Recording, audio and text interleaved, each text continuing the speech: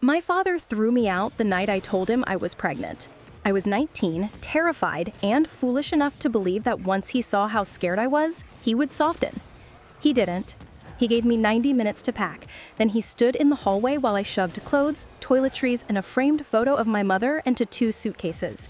He called me reckless, immoral, and finally, a humiliation this family would not survive. By the time I dragged my bags downstairs, a locksmith's van was already parked outside. That was the detail I never forgot. He had arranged to change the locks before he even told me to leave.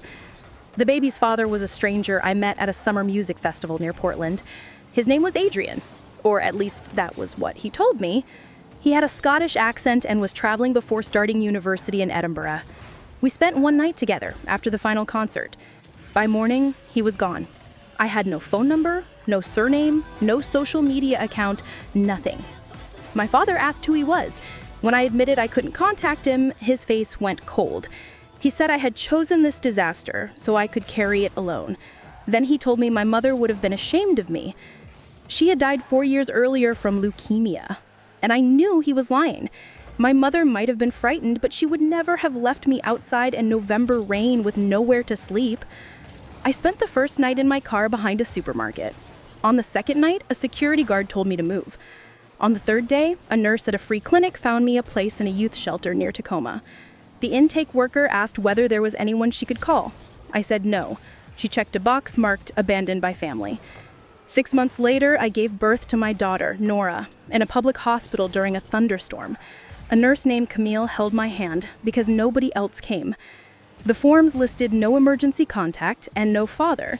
My father lived less than 30 minutes away in the same cedar house where I had grown up. He knew when I was due. My younger brother, Mason, had told him. He did not come. For the next 5 years, Nora and I lived in places my father would not have entered. Our first apartment was a basement studio beside a laundromat. Water leaked through the window, silverfish crawled under the sink, and the heater only worked if I kicked the panel twice. Nora slept in a second-hand travel cot. I slept on a mattress beside her. I worked mornings at a bakery and nights at a roadside restaurant. I walked 2 miles before sunrise because the first bus came too late. Some weeks I lived on toast and noodles so Nora could have fruit, milk, and eggs. I counted coins at the kitchen table to choose between laundry, medicine, and electricity. Meanwhile, my father told everyone I had run away to California with a musician. He said I was unstable, ungrateful, dead to him. Not one aunt, cousin, church friend, or neighbor called to ask whether Nora and I were alive. Mason was the only person who refused to believe my father's version. He was 16 when I was thrown out, still living under our father's roof. He contacted me from borrowed phones to avoid the family account. Sometimes he met me in quiet parks with bags of diapers and baby clothes. The first time he held Nora, he cried. He was awkward and terrified someone from our old neighborhood would see him. Still, he sat on a bench with my daughter against his chest and whispered that she had my eyes. Our father had warned him that helping me would mean losing his tuition money. Mason believed him. So did I. I told my brother not to sacrifice his future for mine. I told him to finish school, stay quiet, and get free when he could. His secret visits were the only kindness I received from my family for 5 years. Slowly, I built something that almost resembled a life. I completed my high school equivalency diploma online, studying during Nora's naps and breaks. When she turned 3, I enrolled in evening classes at a community college. I chose bookkeeping because numbers felt safer than people. Numbers did not lie, abandon you, or change the locks. I saved money in an empty flour tin. Eventually, we moved into a 1-bedroom apartment. The deadbolt worked. Nora had a bed with green blankets and glowing stars above it. She was a remarkable child. She learned to read before kindergarten and asked questions that made adults pause. At the grocery store, she added prices faster than I could. She loved whales, thunderstorms, and stories about explorers. Her laugh turned heads. Everything I had survived was for her. Then, one rainy afternoon in October, a man walked into the restaurant where I worked. He wore a charcoal coat and carried himself with the confidence of someone who had never worried about a late bill. He sat in my section, ordered coffee, and kept glancing at me as though he knew me. When I approached, he asked whether I had attended a music festival outside Portland 6 years earlier. My hand froze. He looked older than the boy I remembered, but the eyes were the same. Adrian? I whispered. His real name was Callum Fraser. His family owned ports, shipping terminals, and offshore wind projects across Northern Europe. At 19, he had traveled under his middle name because he wanted one summer when nobody knew his family. He told me he had searched for me for 3 years. A photograph from the festival had appeared online. I was barely visible at the edge, but he recognized me. He hired investigators and followed every weak lead until one brought him to my restaurant. I asked my manager for a break and sat across from him in a back booth. Then I told him about Nora. For several seconds, he did not move. When he asked to see a photograph, his voice broke. I showed him Nora wearing yellow rain boots and holding a paper whale she had made at school. Callum touched the edge of my phone. Then he covered his face and cried. He kept apologizing, even though there was nothing he could have known. Callum said that after the festival, he had tried to find me using the first name I gave him and the name of my college, but I had withdrawn before the semester began and disappeared into the shelter system. Every trail ended before it reached me. He asked whether Nora knew anything about her father. I told him she knew only that he had never been told about her. He wanted to meet her immediately, but stopped himself. He said he understood that he was a stranger, and biology did not automatically make him safe. That was the first thing he said that made me trust him. I agreed to a meeting at a public aquarium. Nora loved sea animals, and I wanted somewhere bright, busy, and neutral. Callum arrived early, alone, and without gifts. He wore jeans, a plain sweater, and looked deeply nervous. I introduced him as an old friend from Scotland. Nora studied him, then asked whether Scotland had whales. He smiled and said yes. That was enough for her. They moved from tank to tank. Callum crouched whenever she spoke, listened to every fact she gave him, and never tried to touch her. When she explained that octopuses had 3 hearts, he acted impressed. Before we left, Nora asked why he talked differently. He told her that words change shape when they travel across oceans. She repeated the sentence all the way home. Over the next 2 weeks, everything changed, but Callum never pushed me. That restraint mattered to me. He hired an attorney named Elaine Mercer to represent only me. He paid the bill, but Elaine made him confirm in writing that she worked for my interests, not his. She arranged an official DNA test, temporary support, and an account from Maura that neither Callum nor I could empty. The test confirmed what we knew. Callum was her father. When we told Nora, she became quiet. Then she asked whether that meant he would disappear again. Callum knelt in front of her and said he had never known she existed. Now that he did, he would prove he was staying by showing up again and again. He did not ask her to call him Dad. He let her decide. 3 days later, my father appeared at my apartment. He carried white roses and wore the gentle expression he used at church funerals. For 5 years, he had not called once. Now he stood outside my door, saying he had made mistakes, that grief had changed him, and that families should not remain divided forever. I almost believed him. Then he noticed Callum's car beside the building. His eyes lingered on the foreign registration. The sadness in his face sharpened into interest. He asked who had come to visit. I told him Nora's father had found us. My father went still. Then he asked for Callum's full name. When I said it, recognition flashed across his face.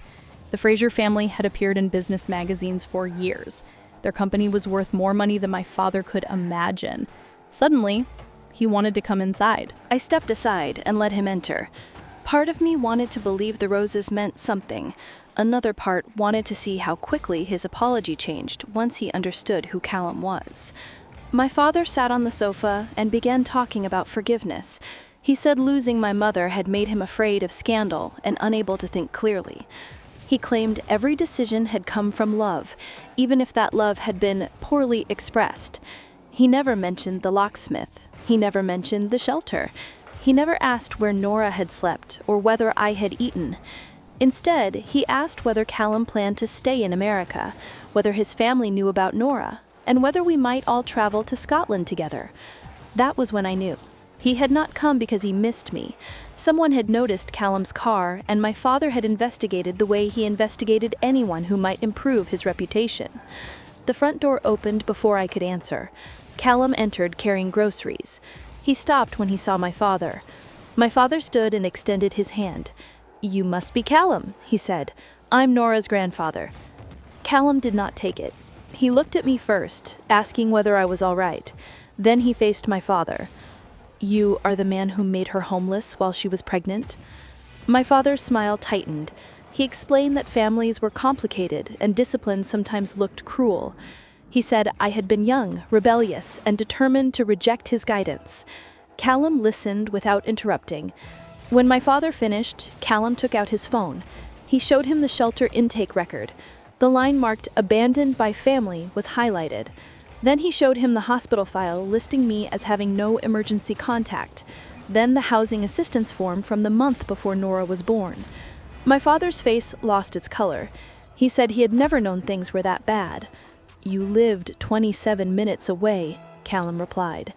My father said he had expected me to come home once I learned my lesson. I reminded him he changed the locks before I finished packing. For the first time, he had no answer. I told him to leave. His expression changed. The wounded father disappeared, replaced by the cold man I remembered. At the door, he looked toward the hallway where Nora was playing. "I am still her grandfather," he said. "That gives me rights." Then he walked away. I locked the door and leaned against it, shaking. Callum stayed beside me, without touching me, until I could breathe normally. He did not tell me not to be afraid. He asked what we needed to do next. Elaine began building a legal record. She documented the threat, the visit, and 5 years of my father's silence. She requested the shelter forms, hospital records, and messages Mason had saved. "The law may not give him much," she warned, "but people like your father use the process itself as a weapon. We will make sure he cannot rewrite the past faster than we can prove it." The next morning, I called Nora's preschool and asked the director to tighten every pickup rule. Only Mason, our sitter, and I could take her home. Callum could visit only when I approved it. My father was not to receive information, enter the building, or speak to Nora. 2 days later, the director called during the lunch rush. A man had appeared at the front office claiming to be Nora's grandfather. He asked what time she finished, whether grandparents could join the pickup list. The staff gave him nothing. By the time I reached the preschool, he was gone. Through the glass doors, I saw Nora outside in her green coat, chasing bubbles. She looked safe, and that made my fear worse. My father had not come to see her. He had come to test the locks. Elaine sent him a no-contact letter that afternoon. It ordered him to stay away from Nora, her school, my apartment. Any communication had to pass through Elaine. Every further attempt would be documented. Signing it made me feel guilty. My father had trained me to believe that setting a boundary was cruelty. His comfort had always mattered more than my safety. But when I looked at Nora, the guilt became smaller. I started keeping a journal that night. I recorded dates, calls, messages, and the exact words he had used at my door. Elaine said notes written at the time carried more weight than memories rebuilt months later. The journal helped for another reason. Whenever relatives repeated my father's version, that I had become wealthy and vindictive, I opened it and read the facts. Facts could not be shamed into changing. While Elaine prepared for a possible court fight, Callum tried to learn how to be part of Nora's life. He came to the apartment one Saturday carrying a catalog from a luxury toy company. Inside was a wooden castle with lights, tiny furniture, and a price higher than everything I had owned in our first apartment combined. He thought Nora would love it. I told him absolutely not. His face fell, and I saw how different our worlds were. To him, money fixed things. To me, expensive objects carried the memory of every bill I had once been unable to pay. I explained that Nora needed consistency, not proof that her father was rich. She would remember an afternoon at the Science Museum longer than a castle she was afraid to touch. She needed him to learn her favorite stories, arrive when he promised, and listen when she said no. Callum was quiet. Then he closed the catalog. The next weekend, we went to the Science Museum. Nora made her hair stand up at the electricity exhibit, built a bridge from blocks, and asked Callum 40 questions about airplanes. He answered every one. On the drive home, she fell asleep holding the paper ticket. Callum looked at her in the mirror and whispered that I had been right. That mattered more than money. Power had always meant my father deciding he knew best. Callum was showing me another kind, being corrected without becoming cruel. The DNA results became official on a Monday. Callum was Nora's father. Elaine filed the documents and made sure every financial promise existed in writing. Nothing depended on trust alone. That evening, Callum and I sat with Nora on the sofa. He told her gently that he was her father. He explained that he had not known about her. Nora listened without moving. Then she asked whether he would have to go back across the ocean. Callum said yes, sometimes, because his life was there. Still, she would always know when he was leaving, calling, and coming back. He did not promise never to be absent. He promised never to disappear. We made a calendar for her bedroom. Gold stars marked his visits, purple circles marked video calls. Nora placed every sticker herself, counting how many sleeps separated one from the next. The calendar calmed her more than any speech could. It gave distance an ending. Meanwhile, my father began calling relatives. Mason warned me that the family had heard a new version. According to my father, he had spent years searching for me while I cruelly kept his granddaughter hidden. Now that I had attached myself to foreign wealth, I had become too proud to forgive him. The same people who never contacted me during 5 years of poverty suddenly sent messages about family unity. An aunt wrote that my mother would want peace. A cousin said children should never be used to punish grandparents. Nobody asked why my father had waited until Callum appeared. I did not answer them. Then a thick envelope arrived in my father's handwriting. The letter was 5 pages long. Every apology came with a demand. He regretted being too strict, so he wanted Christmas with Nora. He admitted mistakes, so he expected to attend her birthday. He said life was short, so we should travel to Scotland together and meet Callum's family properly. He mentioned my mother 3 times. By the second reading, I understood that he was not apologizing. He was negotiating. He believed remorse was a currency he could spend to purchase access. I gave the letter to Elaine. The next morning, Mason called and told me to look at my father's social media page. He had posted an album titled My Greatest Blessings. It contained old photographs of Mason and me as children. Birthday cakes, church picnics, camping trips, Christmas mornings. My mother appeared in several. Every photograph had been taken before the night he threw me out. There was nothing from the last 5 years. No Nora, no shelter, no evidence that I had existed after becoming inconvenient. Relatives filled the comments with praise. What a devoted father. What a beautiful family.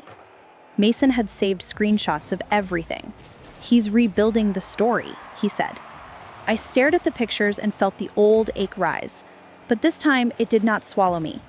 My father had once owned the story because I had been too exhausted to challenge him. Now I had records, and I was no longer alone. A week later, Elaine arranged a meeting with a child therapist named Dr. Marisol Grant. She specialized in children facing sudden changes in family structure.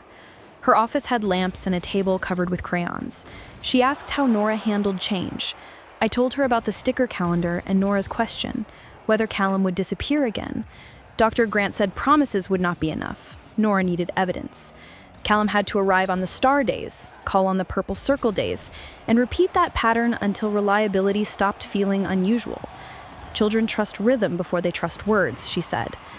At Nora's session, Dr. Grant let her draw while they talked. When asked to draw her family, Nora placed herself in the center. I stood on one side, Callum stood on the other, smaller and farther away. Above his head, she drew an airplane. Above her own, she drew question marks. When Dr. Grant asked what they meant, Nora said she wondered whether fathers always went away. Callum looked as though someone had struck him. Dr. Grant reminded him that guilt was useless unless it became action. Nora did not need dramatic apologies. She needed boring proof. So Callum became boringly dependable. He arrived early, he never canceled, he learned her teachers' names, her bedtime routine, and that sandwiches had to be cut into squares. Slowly, the figure in Nora's drawings moved closer. My father kept testing boundaries. He left voicemails saying he forgave me. He mailed cards addressed to my beloved granddaughter, though he had never met her. He sent messages through relatives and asked Mason to talk sense into me. Mason finally refused. He told our father that communication had to go through Elaine and that he would no longer carry messages. Our father replied with one sentence: "Remember who pays your tuition."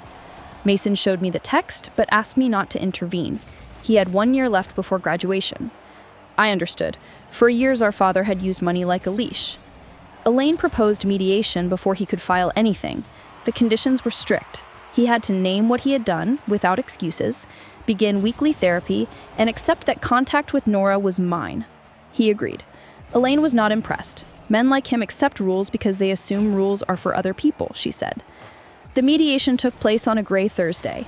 My father arrived in a dark suit and began crying within minutes. He said grief had made him harsh. He said tough love was meant to make me responsible. I stopped him. I asked him to acknowledge the actions without explaining them, giving me 90 minutes, calling the locksmith first, ignoring Mason when he said I was in a shelter, knowing when Nora was born and staying home. He tried to attach a reason to every sentence. The mediator stopped him each time. By the end, he looked trapped. He had spent 5 years hiding behind explanations.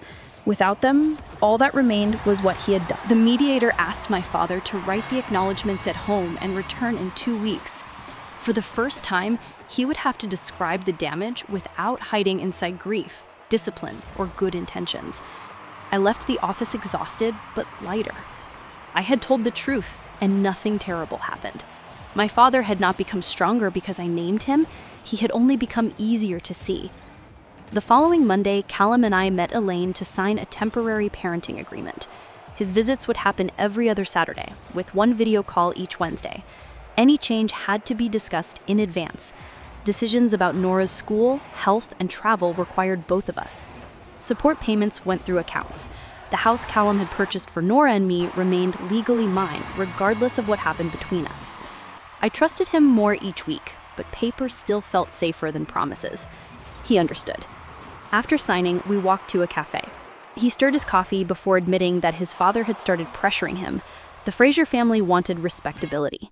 His father believed Callum should marry me, present Nora publicly, and turn the scandal into a polished family story. My stomach tightened. I had spent my life being arranged by men who believed reputation mattered more than my choices. But Callum had already refused. He told his father that Nora needed stable parents, not a rushed wedding. He said we barely knew each other and romance could not be demanded because we shared a child. That answer meant more than any proposal could have. He had protected my freedom before asking what I wanted. 2 weeks later, my father returned to mediation carrying 3 handwritten pages. His voice shook as he read. He admitted that he had ordered me out while I was pregnant. He admitted that the locksmith had been called before I finished packing. He admitted Mason had told him I was living in a shelter and that he chose to do nothing. He admitted knowing the hospital where Nora was born. He had stayed home. This time, he did not add but. When he finished, the room went silent. My father looked at me and apologized for each thing separately. Part of me wanted to comfort him. That instinct had been trained into me since childhood. Whenever he hurt us, we were expected to repair his feelings afterward. I kept my hands in my lap. I told him I accepted the pages as a first step, not forgiveness. Real change would require months of therapy, respect for every boundary, and no attempts to approach Nora without permission. He agreed. The mediator documented everything. A week later, Elaine received confirmation that he had attended his first therapy session. I wanted to feel hopeful. Instead, I remembered the locksmith waiting in the driveway. My father knew how to plan. One appointment proved only that he could enter an office when doing so might get him what he wanted. So I watched his actions, and I kept the file current. For 3 months, my father followed every rule. He attended therapy each week, arrived at mediation on time, sent no gifts, made no surprise visits, and stopped using relatives as messengers. Dr. Grant said that if the pattern continued, we could consider one supervised meeting with Nora. I hated the idea. Still, I had promised myself to follow evidence, not fear. If he changed, I would not let my anger become Nora's prison. The meeting took place at a family center downtown. The room had cameras, a small table, and coloring books. My father arrived early with his hands folded. Nora knew only that she was meeting my father for the first time. She asked whether that made him her grandfather. I said yes, but reminded her that she never had to hug or speak to anyone unless she wanted to. When she entered, my father stood too quickly, then caught himself. "Hello, Nora," he said. She stayed beside me. He did not reach for her. That was the first test, and he passed it. They spent 40 minutes coloring animals. Nora drew a purple seal. My father drew an owl badly enough that she laughed and corrected its wings. He asked about school and Wales, never mentioning money, Callum, or future visits. When the session ended, he thanked her and left through another exit as instructed. In the car, I asked how she felt. "He was nice," she said, "but he looked sad." I said adults can feel sad after realizing they hurt someone. She asked whether she had to see him again next week. I said no. "Maybe later," she decided. That answer became the schedule. One supervised visit each month, no promises beyond the next one, and Nora could stop whenever she wanted. My father accepted and kept arriving on time. At Nora's 6th birthday, he was allowed 30 supervised minutes at the park. He brought no gift because the rules said none. He stood at the edge of the pavilion, waved when she waved, and left exactly when his time ended. For the first time, I felt hope. Maybe therapy was working. Maybe losing us had forced him to see himself clearly. Elaine did not share my optimism. When I told her how well he was behaving, she removed her glasses. "Keep documenting everything," she said. I asked why. "Angry men reveal themselves quickly," she replied. "Patient men wait until you stop watching." I wanted to believe she was cynical. Still, I updated the journal.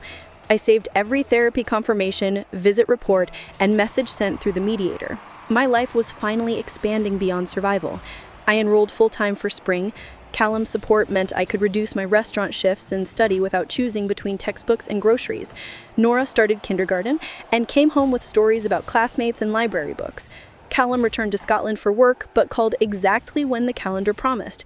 He never missed a purple circle. The ground beneath us felt solid. And that was exactly what my father had been waiting for. Elaine called on a Thursday afternoon. My father had filed for visitation. I sat at the kitchen table while she explained that the petition described him as a devoted grandfather who had completed therapy, attended every supervised visit, and formed a meaningful bond with Nora. The petition mentioned Callum's family and Nora's trust. My father claimed I was bitter and using money to erase him from her life. For months, I believed his obedience meant remorse. Elaine believed it had been preparation. Every visit I allowed became evidence. Birthday waves and coloring sessions were now proof of a relationship. He had used my mercy to build the argument he needed. The threat at my door returned to me. There are laws. He had told me exactly what he planned. I wanted so badly to believe he had changed that I stopped hearing it. Callum booked the first flight back from Edinburgh. He asked whether Nora knew. She did not. We agreed she would continue kindergarten, video calls, and ordinary Saturdays without hearing a word about court. Then I called Mason. When I told him, he became silent. Finally, he said, "I have something you need to see." He came over that night carrying his laptop. For months, our father had sent him private messages. He assumed Mason was still frightened, loyal, and financially trapped. Mason had saved everyone. The first said our father was playing the long game. Another said therapy was merely a box to check. He wrote that every supervised visit created a record, and that once a judge recognized him as Nora's grandfather, nobody could keep him away. Then the messages became worse. He wrote that Callum's family had enough money to make everyone comfortable. He said a grandfather with legal access could not be ignored by trustees, attorneys, or foreign aristocrats. He joked that he had always wanted to see Scotland and intended to travel there on the Fraser family's money. In the final message, he called me foolish. He said I had stumbled into a fortune I was too emotional to protect, and that eventually he would secure what should benefit the family. I read the messages twice. The grief disappeared. In its place came the cold clarity I had felt in the hospital when I promised Nora she would never be abandoned the way I had been. My father had written down his plan because he needed someone to admire it. He chose the one person he believed would never stand against him. Mason looked sick. "I should have shown you sooner," he said. I closed the laptop and took his hand. "You showed me before it was too late." We sent everything to Elaine. She called 15 minutes later. For the first time since I met her, I heard satisfaction in her voice. "He built his case on the idea that his love is genuine," she said. "Your brother just handed us proof that it was a financial strategy." She told us to preserve every message as it appeared. My father wanted a courtroom. Now he was going to get one. The hearing was scheduled for 6 weeks later. Elaine used every day. She had Mason's messages preserved by a forensic specialist, including dates and device records. She gathered the shelter form, hospital file, preschool report, my father's letters, mediation notes, and visit summaries. The evidence filled 2 binders. One told the story my father wanted the judge to believe: therapy, punctual visits, birthday attendance, and careful apologies. The other told the truth. He had abandoned me, ignored Nora for 5 years, and approached us only after learning who her father was. Then he followed the rules long enough to manufacture the relationship he now claimed deserved protection. Mason agreed to testify. That decision could cost him his final semester. Our father still controlled the last tuition payment and had reminded him of it. I told Mason he did not have to risk his future. He shook his head. "You protected me when we were kids," he said. "Let me do this once." I remembered the frightened teenager who had brought diapers to a park. Now he was 22, choosing the truth for good. Callum stayed in Washington. He never tried to take control. His family could have hired an army of attorneys, but he understood that this case was about my father's actions, not the Fraser name. He asked Elaine what she needed and followed her instructions. He kept Nora's life ordinary. He made every video call, attended the school art show, and spent Saturdays building cardboard cities on the living room floor. Nora knew there were serious meetings, but we told her only that adults were solving an adult problem. She did not need to carry our fear. A reporter called twice after discovering the filing. She offered me a chance to tell my side before my father spoke publicly. Elaine advised silence. My father wanted an audience. We would give him evidence instead. At night when Nora was asleep, I studied the binders until every page felt carved into my memory. The abandoned family box, the blank emergency contact, the photograph album that erased 6 years. The text saying therapy was a box to check. The message about traveling to Scotland on the Fraser family's money. Sometimes I felt furious. Sometimes I felt 12 years old again, waiting for my father to decide whether I had disappointed him. Callum found me crying at the kitchen table one night. I told him I was ashamed that part of me still wanted my father to love me. "You can mourn the father you deserved," he said, "and still stop the man he chose to become." The night before court, I waited in Nora's doorway. She slept with her stuffed whale under one arm. Gold stars and purple circles covered the calendar above her bed. Her world was small, predictable, and safe. Tomorrow my father would try to turn her into a doorway to money and status. I had spent 6 years learning how to build walls.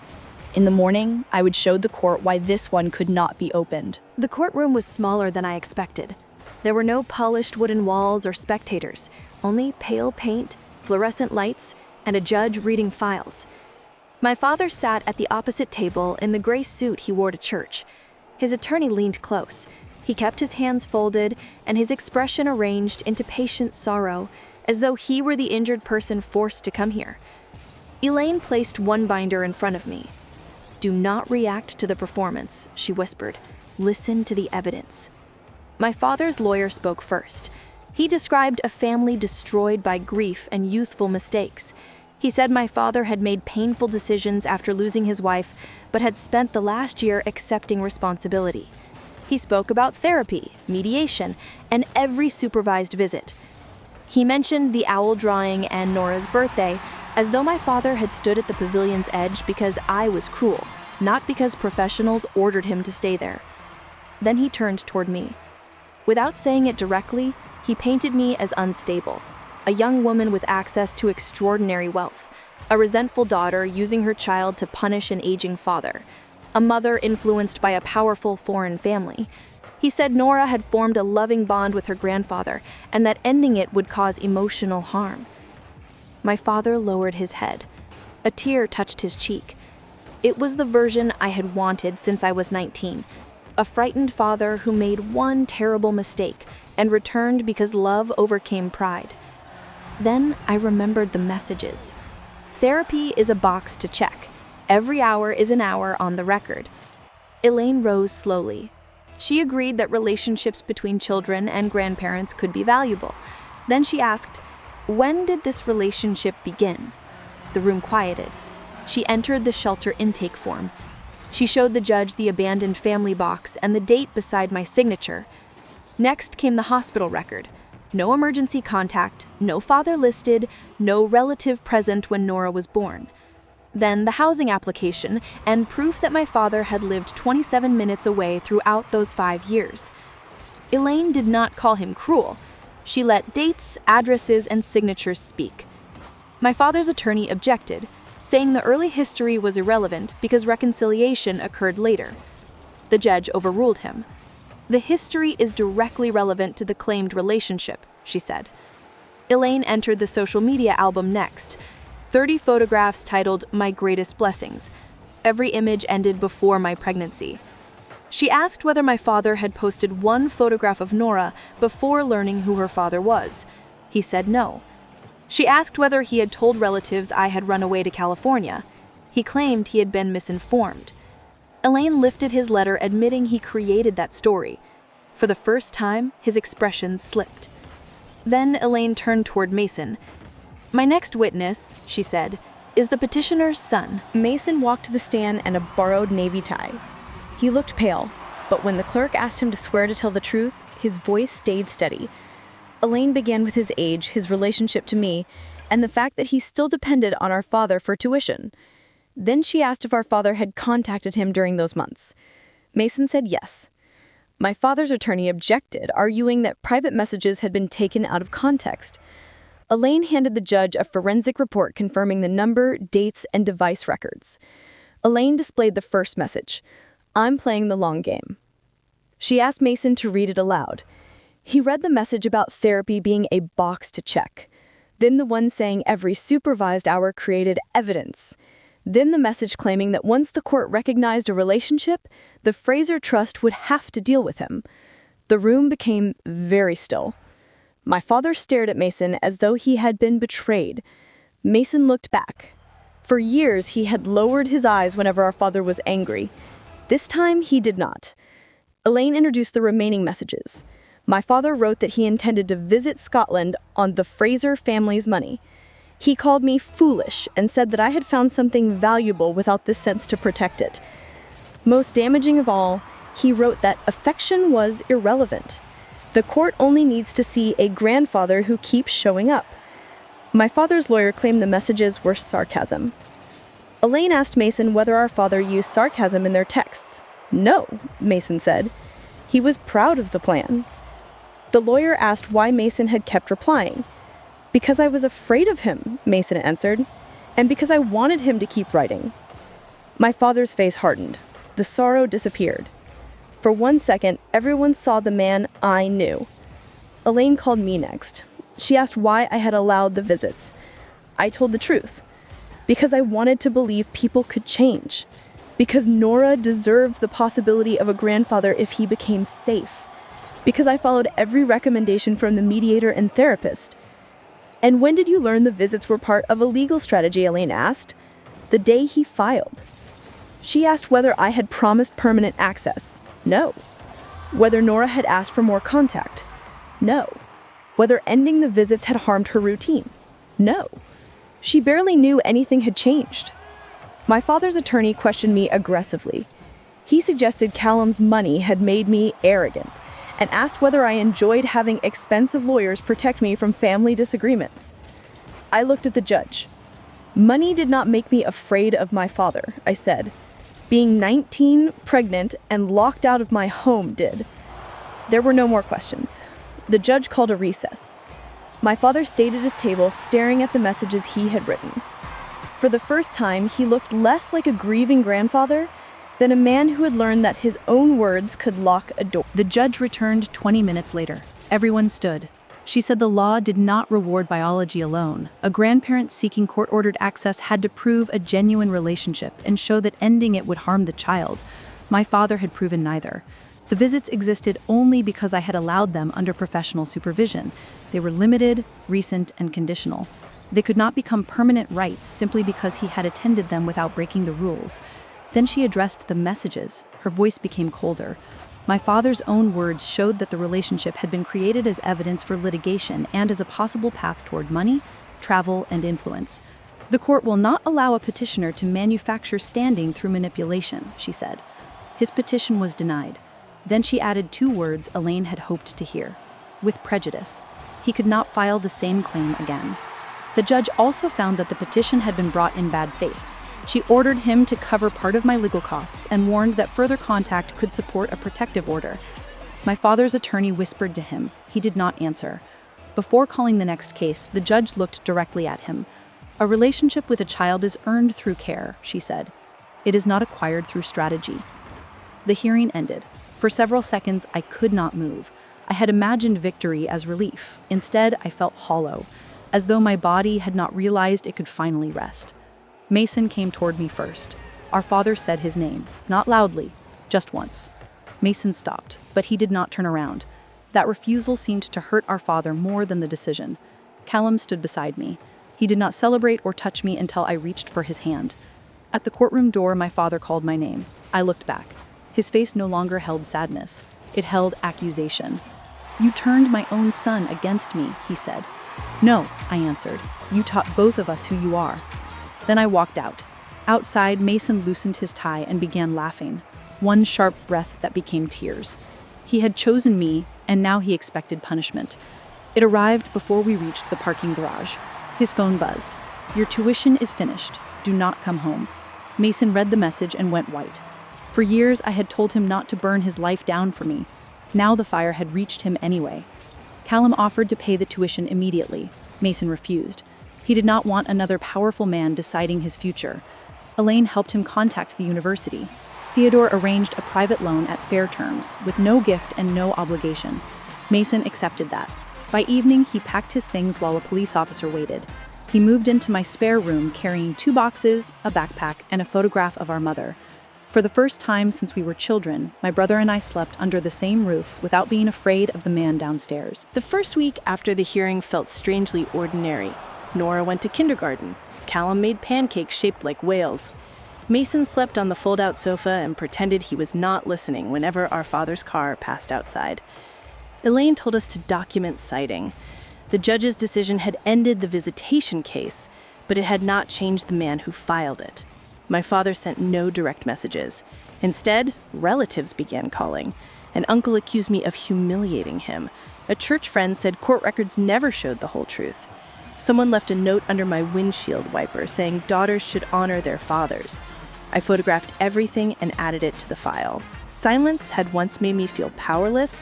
Now it felt deliberate. My father posted online that he had been denied the right to love his granddaughter because wealthy people could buy justice. He did not mention the messages about Nora's trust or his plan to travel on Callum's money. The comments filled with sympathy. For one terrible hour, I wanted to respond with every document we had.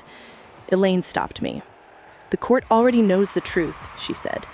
"You do not have to win the internet, too." So I closed the app. Mason's university approved emergency aid and allowed him to finish the semester. He found a part-time position in the campus library and insisted on paying me rent, though I kept putting the money into an envelope for him. He was learning to live without asking permission. The first time he bought groceries with his own paycheck, he stood in my kitchen holding the receipt like it was a certificate of freedom. Nora loved having him in the house. She made a sign for his door that said Uncle Mason's Castle and decorated it with crooked stars. At bedtime, he read adventure stories in ridiculous voices until she laughed too hard to sleep. Now neither of them had to hide. Callum returned to Scotland briefly to meet with his family and explain the outcome. Before leaving, he asked whether Nora and I would consider visiting during the summer. He did not present tickets or a finished plan. He asked. It mattered. I told him we would discuss it with Dr. Grant and let Nora decide at her own pace. When we raised the idea, Nora asked whether Scotland had regular toilets and whether airplanes could fall from the sky. Dr. Grant helped us answer both questions honestly, without making them frightening. We began with pictures, maps, and videos of Callum's family home near Inverness. His mother, Fiona, showed Nora the bedroom they had prepared, but told her it would remain empty until she wanted it. No pressure, no promises she had to keep. Nora placed an airplane sticker on her calendar 6 months away. Then she looked at me and said, "We can move it if I get scared." "Yes," I told her, "we can always move it." That was the life I wanted for her. A life where doors opened slowly, stayed unlocked by consent, and never closed behind her without warning. For the first time in years, I began planning more than 1 month ahead. My spring classes started in January. I attended lectures while Nora was at school and worked only 2 evening shifts each week. Mason adjusted his library hours so one of us was always home before bedtime. There were groceries in the refrigerator, heat in every room, and enough money in my account that an unexpected bill no longer felt like a threat to our survival. Still, I kept old habits. I saved restaurant napkins, compared every price, and woke at night convinced I had forgotten to pay the electricity. Theodore told me fear did not disappear when the numbers changed. You survived instability for years, he said. Your mind learned that safety was temporary. Now it has to learn a different lesson. Cullum understood that better than I expected. He never mocked my caution or tried to replace it with money.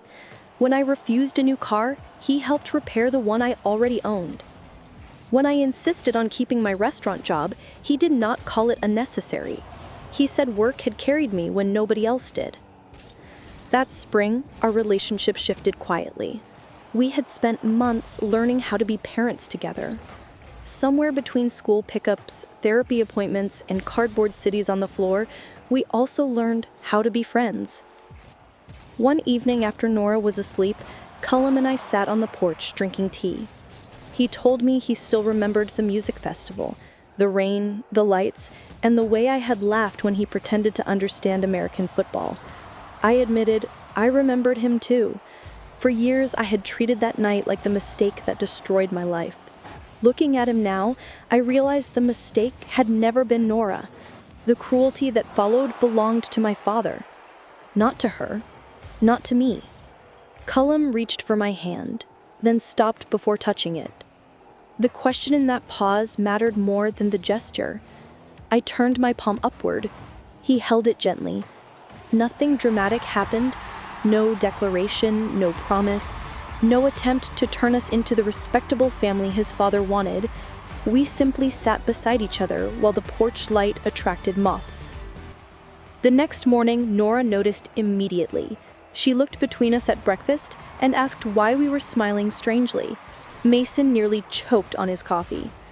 I told her adults were allowed to be happy without explaining every detail. She accepted that for approximately 10 seconds. Then she asked whether Cullum was going to marry me. He set down his fork and answered carefully. Not unless your mother and I both choose that someday. Nora considered this. Good, she said. You should know somebody for a long time before weddings.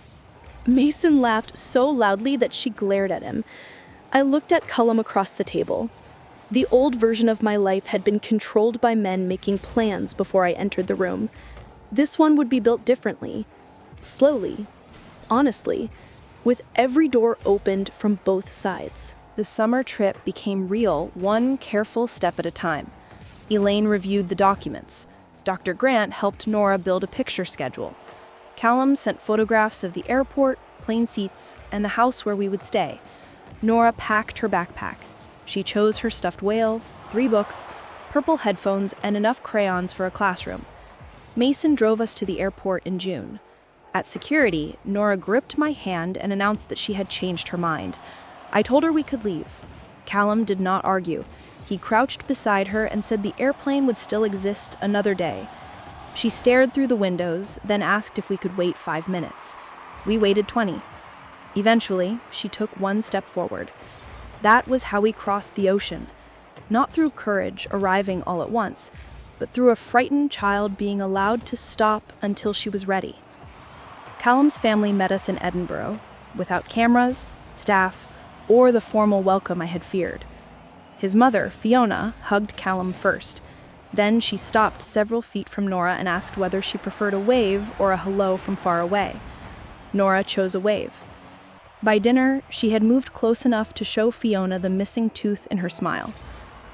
The Fraser home stood outside Inverness, surrounded by dark hills and silver water. It was large but not cold. The room smelled of wood smoke and bread. Nora's bedroom overlooked the loch. On the pillow sat no expensive gifts, only a small green stuffed seal and a card. Welcome whenever you are ready. Nora slept with the seal that night. She became overwhelmed at lunch when too many relatives asked questions. I carried her upstairs while she cried and said everyone knew her, but she knew nobody. Fiona apologized and canceled the gathering. No one told her to perform gratitude. The following days became smaller. Walks near the water, baking bread with Fiona, video calls with Mason, looking for birds with Callum's father, Graham, who owned binoculars and knew how to be quiet. One afternoon, Nora stood at the edge of the loch and asked whether this place belonged to her now. Callum answered first. "No place belongs to you unless you choose it," he said, "but you will always be welcome here." She nodded and skipped stones badly. I watched the rings spread across the water and realized that Callum had given her what my father never gave me, a home without a debt attached. On our final evening, Fiona asked to speak with me alone. We sat in the kitchen after everyone had gone to bed. She said the Fraser name came with expectations, and some relatives would want photographs, announcements, and a polished story about the lost granddaughter returning. Then she promised they would receive none of it without my permission and Nora's. "You are not an embarrassing chapter we need to rewrite," she said. "You are people we failed to know sooner." I believed her. Trust did not arrive that fast, but enough to let the door remain open. When we returned from Scotland, home felt smaller and more precious. Nora flew through the front door, hugged Mason, and began explaining the loch, the green seal, and monsters under the water. She spoke for 15 minutes without breathing. Mason listened as though every word mattered. For 3 days, the house was full of clothes and stories. Then Elaine called. My father had begun speaking publicly. He gave an interview to a church newsletter, claiming that wealthy outsiders had separated him from his family. He described himself as a grieving widower who had made one mistake and spent years begging for forgiveness. He said nothing about the shelter, nothing about the messages, nothing about the judge's finding that his petition had been filed in bad faith. The article included an old photograph of me at 17. Under it, the caption called me his estranged daughter. Estranged made the distance sound mutual. It erased the 90 minutes, the locksmith, and 5 years of silence. Elaine asked whether I wanted to pursue defamation. I surprised myself by saying no, not because he deserved protection, but because I no longer wanted my life organized around reacting to him. We sent one notice demanding that he stop discussing Nora publicly. After that, we would respond only if he crossed a boundary. He did. A week later, a stranger photographed Nora outside school. The woman claimed she was a reporter, but the director noticed her asking children which one had a Scottish father. Police removed her from the property. That afternoon, Elaine filed for a protective order covering Nora's school, our home, and any attempt to publish identifying information about her. At the hearing, my father denied hiring anyone. Then Elaine produced an email showing that his attorney had contacted a public relations consultant 2 days before the photograph was taken. The judge granted the order. My father was prohibited from approaching us, sending representatives, or using Nora's name or image publicly.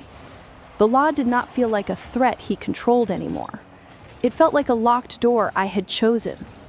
When I told Nora that some adults had tried to take pictures without permission, she became quiet. "Because of Daddy's family?" she asked. "Because some people forget children are people," I said. She considered that, then asked whether she was allowed to say no to pictures from anyone. Yes. Even Grandma Fiona? Yes. Even you? It hurt, but I answered honestly. Even me. That evening, she asked me not to post a photograph of her wearing the green seal as a hat. I had already taken one. I deleted it in front of her. She watched the screen, then smiled. It was small, but I understood its weight.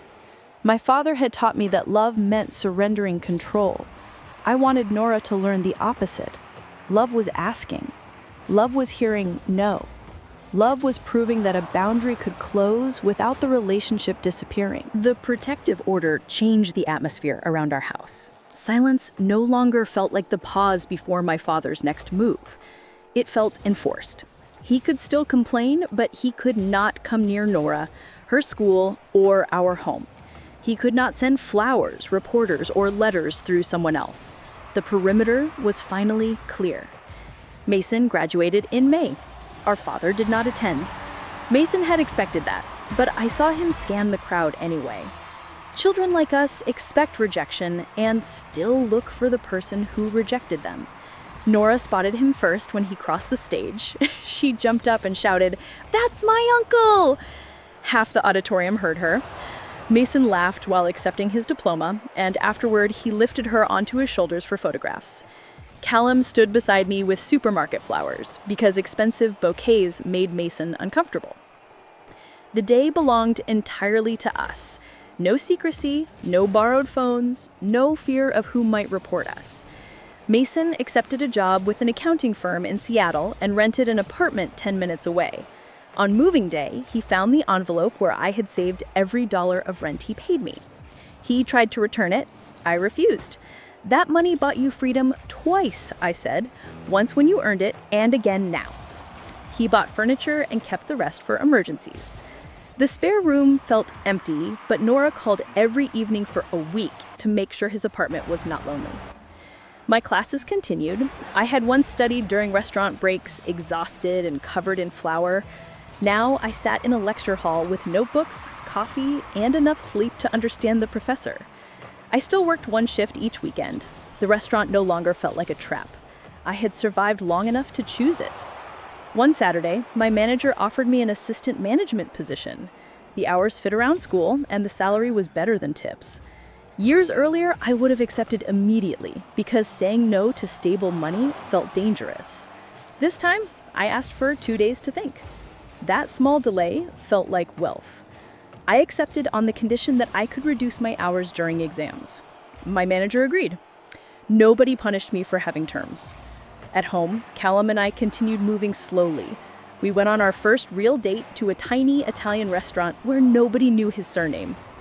Mason watched Nora, who ordered him to follow the bedtime chart exactly. Callum and I talked about music, school, Scotland, and whether pineapple belonged on pizza. For 2 hours, we were not a scandal, a court case, or two people repairing damage created by someone else. We were simply learning each other. When he walked me to the door, he asked before kissing me. I said yes. It was gentle and brief. Inside, Nora and Mason were waiting behind the curtains, pretending badly that they had not been watching.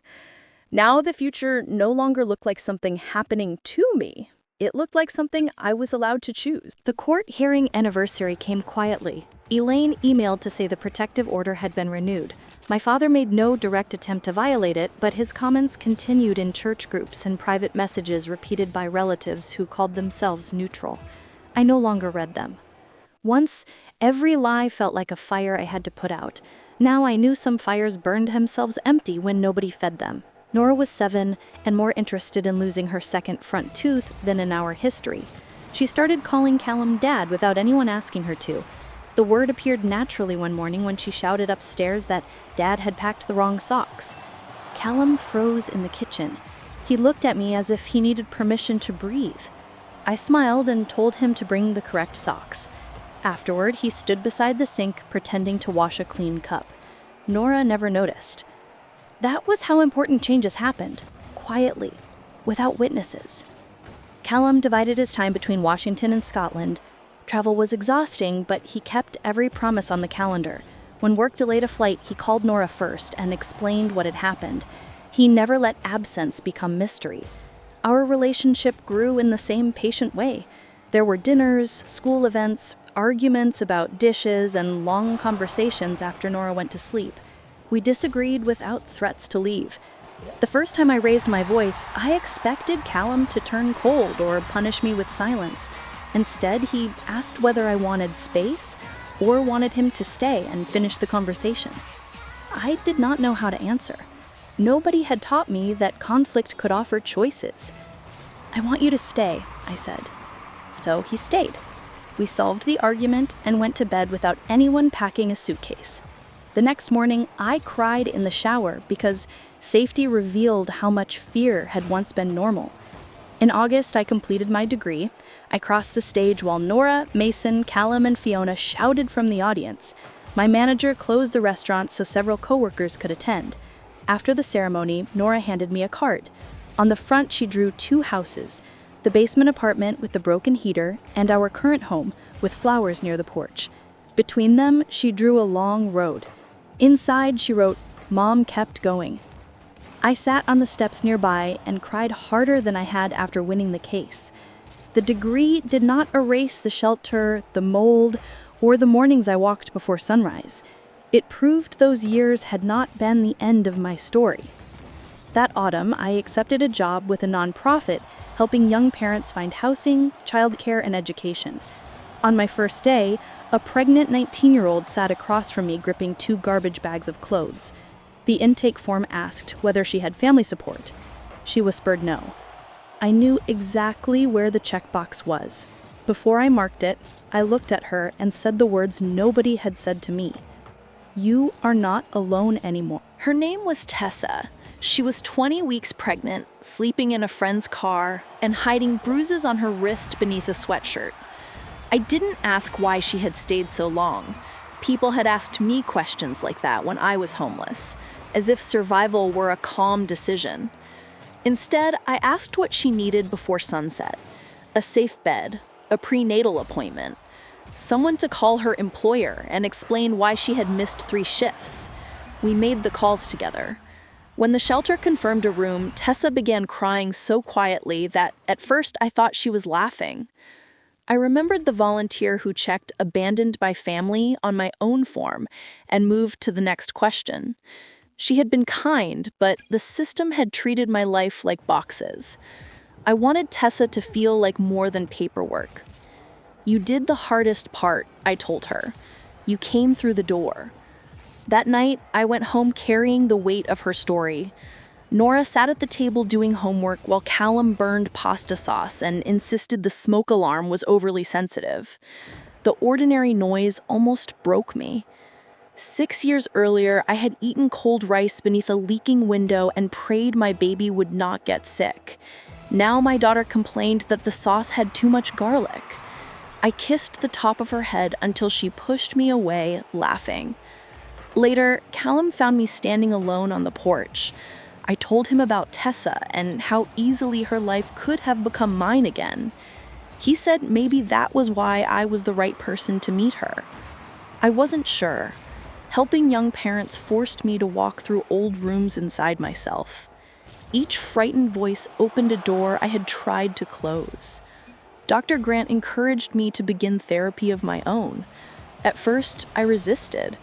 Therapy had become part of my father's performance. He had used attendance sheets as evidence while planning to exploit Nora. The word itself felt contaminated. Dr. Grant reminded me that a tool didn't become dishonest because one man used it dishonestly. So I found a therapist named Lena Cho.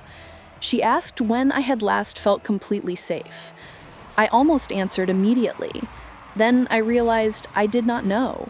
Not in childhood after my mother became ill, not in the shelter, not even after court, when every quiet week felt like preparation for another attack. Safety, Lena explained, was not simply the absence of danger. It was the ability to stop searching for it. That would take time. At home, I began noticing how often I checked the locks. 4 times before bed, sometimes 5. One evening, Nora watched me test the back door twice. "Mom," she said, "it was locked the first time." I looked at her serious face. "You're right." I stepped away without checking again. My heart raced for several minutes. Nothing happened. The door remained locked, the house remained ours. And slowly, in tiny moments nobody else noticed, I began learning that protection did not require living forever as though the locksmith's van were still outside. 3 months into therapy, I received a letter from the county clerk. It was not from my father. The cedar house where Mason and I had grown up was being sold. I stood in the kitchen holding the envelope. That house had never felt safe after my mother died, but my memories still live there. Her blue mug beside the sink, the pencil marks showing our height on the pantry wall. the window seat where she read during storms. My father had turned those rooms into a weapon, yet I still felt they belonged to her. Mason came over that evening. He had received the same notice because our mother's will had left a small share of the property to us. Our father controlled it until we were 25, which we had never understood.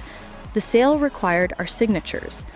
Mason wanted to refuse on principle. I wanted to refuse because signing felt like helping him erase proof we had once been a family. Elaine reviewed the documents and found no trap. Our father needed the money after the court ordered him to cover legal costs and church leaders asked him to resign. "He cannot sell your memories," she said, "only the building." That Saturday, we drove there together. The driveway looked smaller. The garden was raw and paint peeled from the porch rail. My father was away. His agent left a lockbox code, so we entered without him. The air smelled cold. Most furniture was gone, but the house remembered us. Mason found the dent in the hallway wall from the time he rode a bicycle indoors. I found the pantry marks beneath 2 coats of paint. Our names were barely visible, but still there.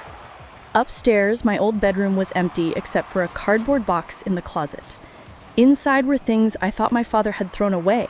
My mother's scarf, a school photograph of Mason, the framed picture I packed the night I was thrown out, cracked across one corner. I remembered putting it in my suitcase. I also remembered finding the suitcase open after the locksmith arrived and assuming the frame had fallen in the rain.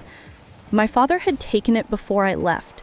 For 6 years, he had kept that photograph hidden while telling everyone I was dead to him. Mason found an envelope beneath it.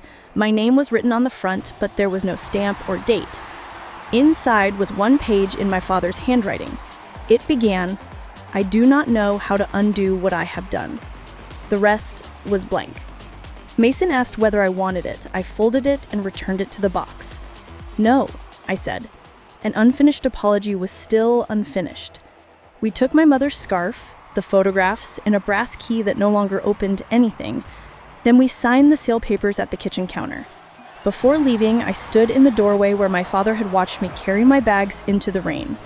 For years, that doorway had existed in my mind as the place my life ended. Now I understood it differently. It was the place I survived him. I closed the door behind us. This time, I was the one holding the key. 2 weeks after the house was sold, my father called Elaine. He did not challenge the protective order or ask about Nora. He asked whether I would meet him. Elaine said I owed him nothing. Lena said the same. Mason offered to come with me, and Callum offered to wait outside. For several days, I moved between anger and curiosity. The blank letter stayed in my mind. I did not want another apology built to purchase forgiveness. But I also did not want fear making every decision for me. So I agreed to 30 minutes in Elaine's conference room. My father arrived without flowers, a suit, or the careful sorrow he once wore in court. He looked smaller than I remembered. The house sale, legal costs, and public disgrace had stripped away the symbols he used as armor. He placed an envelope on the table. "I finished it," he said. I did not reach for it. He told me therapy had forced him to examine the moment he called the locksmith. For years, he had described it as discipline. Now he understood that it was punishment designed to protect his reputation. He said he had wanted me frightened enough to return and beg. When I did not, pride became a cage he refused to leave. He admitted that every year of silence made the next call harder, and instead of accepting shame, he turned me into the villain.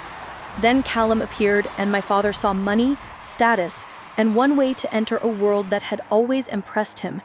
He admitted the court case had not been about loving Nora. It had been about winning. There were no tears, no mention of my mother, no request to meet Nora. When he finished, he pushed the envelope closer. "I am not asking you to forgive me," he said. "I am asking you to know that I finally understand what I did." I asked why he had not understood before losing everything. He answered, "Because I believed losing you was something happening to you." For the first time, I heard a sentence that sounded true. I opened the envelope after he left.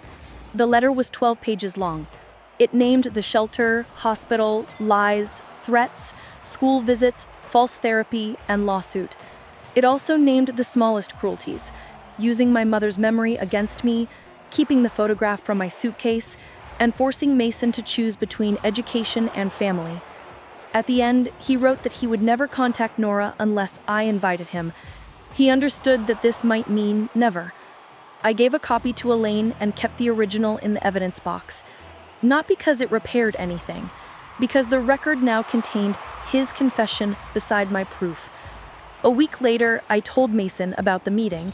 He asked whether I believed our father had changed. I believe he understands, I said. Change is what he does with that understanding when nobody is watching. We agreed not to reopen contact. For the first time, that decision did not feel like revenge. It felt peaceful. My father had finally completed his apology. I was still allowed to leave it unanswered. Winter arrived early that year. One Saturday, Nora found the brass key from the cedar house in the evidence box. I had left the lid open while searching for a school record. She held it up and asked what it opened. I told her it used to open the house where I grew up. "Does Grandpa live there?" she asked. I had never lied about my father, but I had given her only pieces small enough for a child to carry. She knew he had hurt me and that the court had decided he could not see her. I sat beside her on the floor. I explained that Grandpa had sold the house and lived somewhere else. I told her he was working with a therapist and learning to understand the damage he had caused. "Is he still bad?" she asked. I told her people were more complicated. Someone could be sorry and still not be safe. Someone could understand a mistake without earning another chance. She turned the key in her fingers. "Do you hate him?" I thought about the courtroom and the shelter form. "No," I said, "but I do not trust him." "Can trust grow back?" "Sometimes. Very slowly, only if the person takes care of it." She placed the key in my palm and went upstairs. That evening, I told Lena about the conversation. She asked how it felt to answer without protecting my father or turning him into a monster. For years, he controlled the story by deciding who was good and who was disgraceful. I did not want to inherit that habit. A month later, Elaine forwarded an update from my father's therapist. He had attended every session, joined a group for parents estranged from adult children, and volunteered at a food pantry. There was no note for me, no request for credit. Elaine asked whether I wanted future updates. I said yes, but only every 6 months. I did not want to watch his progress like a clock. His recovery was not my responsibility, and it could not become another task arranged around my attention. Callum respected that. He never asked me to forgive my father for Nora's sake. He understood that protecting a child did not require preserving every biological connection. One night, after Nora was asleep, he placed a small wooden box on the kitchen table. Inside was no ring. There were 2 keys. One belonged to his apartment in Edinburgh. The other belonged to a modest house he had rented near us. He explained that he was moving most of his work to Washington. He would still travel, but Nora would no longer have to visit a hotel, and he would have a home close enough for school mornings and ordinary dinners. "I am not asking to move into your house," he said. "I am asking to build my own life beside yours." I held the keys and felt the difference. My father had once used a key to shut me out. Callum was offering one without asking me to surrender mine. I gave the Edinburgh key back. "Keep that one," I said. "We will start with the house down the road." Slowly was still our language. For the first time, the future had more than one safe door open. Spring made Callum's new house feel less temporary. It stood 4 streets away from ours. There was no staff, no marble, and no room prepared like a museum for a child who might visit. Callum let her choose the curtains. She picked green ones with silver moons. The first overnight stay happened after 3 months of afternoon visits and dinners. Dr. Grant helped us plan it. Nora packed her whale, pajamas, toothbrush, and the picture chart we had used during earlier transitions. At the door, we followed the ritual. 3 hugs, 3 kisses, the alphabet song while she tied her shoes. Halfway through, she stopped and asked whether she could come home if she changed her mind. Anytime, Callum and I answered together. She stayed the whole night. At 7 the next morning, my phone rang. Nora whispered that Callum had made pancakes too round and wanted to know whether that was allowed. I told her she would have to survive. When she returned, she carried a paper bag containing 1 pancake she had saved for me. It was cold, folded in half, and covered in too much syrup. I ate every bite. Shared custody had once sounded impossible. Now it looked like forgotten socks. 2 toothbrushes, and a child complaining that one parent used wrong cereal bowl. The predictability gave me room to notice my own life again. At the nonprofit, Tessa returned for an appointment carrying her newborn son. She had moved into transitional housing and started training as a medical assistant. Her former boyfriend had been arrested after violating a restraining order, and she was learning the same lesson I had learned. A legal boundary did not erase fear immediately. She handed me the baby while she signed paperwork. He slept against my chest, warm and impossibly small. For a moment, I was 19 again, holding Nora beneath hospital lights and promising things I did not know how to provide. Then Tessa looked up and smiled. "You were the first person who acted like I had a future," she said. I looked down at the baby so she would not see me cry. That evening, I found Nora and Callum painting the spare room in his house. Green drops covered the floor despite the plastic sheets. Nora announced that the room was not hers. "It's my room when I'm here," she explained. "My real room is still with Mom." Callum nodded. "You can have more than one place that belongs to you." Her statement did not hurt him, and his answer did not compete with me. I stood in the doorway watching them and understood how different this was from the families we had known. Nobody had to lose for somebody else to belong. Later, Callum walked me home. At my porch, he said Fiona had asked whether we were becoming serious. I waited for pressure. Instead, he said he had told her that serious did not need to mean fast. Then he asked whether I wanted him to stay for tea. I opened the door, not because I owed him an answer about the future, because that night, tea was enough. The next year passed without another court filing. My father remained in therapy and respected the protective order. Every 6 months, Elaine sent a report confirming that he attended his sessions and made no attempt to contact Nora. I filed each report. Progress did not create an obligation. Someone could become better and still never regain the place they destroyed. Forgiveness, contact, and trust were different things. My father had treated them like one door he could force open with the right apology. Now I understood that each required its own key. Nora turned 8 in April. For her birthday, she asked for a sleepover, chocolate cake, and a telescope. Callum bought a simple beginner model rather than the expensive one he first selected. We set it up in the backyard after her friends left. Nora moved it too quickly and lost the moon 3 times before finding it. "There it is," she shouted. Later, after Mason left and Nora fell asleep on the sofa, Callum and I sat outside beneath a blanket. He told me he had been offered a leadership position in Edinburgh. Accepting meant spending most of the year there again. He had already decided to refuse it. I felt the old panic rise, not because I wanted him to take the job, but because he had made a decision involving our lives without telling me. "You do not get to arrange your future around me and call it love," I said. Callum looked hurt, then understood. He apologized. He had believed refusing proved he chose us. He had not considered that deciding alone repeated the pattern we had promised to avoid. We talked through the options. The position could be restructured. He could lead part of the division from Washington and travel during school holidays. Nora could remain in the same school. Nothing had to be sacrificed before we discussed it. The company agreed to different terms. That argument mattered because love had not prevented the mistake. Respect allowed us to repair it. My father always believed intention erased impact. Callum was learning that good intentions still required correction. So was I. A month later, Callum proposed. There was no audience. We were in my kitchen while Nora and Mason argued in the living room over a board game. Callum placed a small ring box beside the sink. Then he said, "You do not have to answer tonight." I laughed because that sentence was more romantic than anything else he could have planned. I opened the box. The ring was simple. I asked whether he had spoken to Nora. "No," he said. "This is your choice before it is anyone else's news." I said yes. Not because he rescued me, not because Nora needed married parents, because he had spent years proving he could stand beside me without taking the ground from beneath my feet. We told Nora the next morning. She celebrated for 1 minute before asking whether she could choose the cake. Slowly, honestly, and with every door open from both sides, We began planning a wedding. We planned the wedding for the following autumn.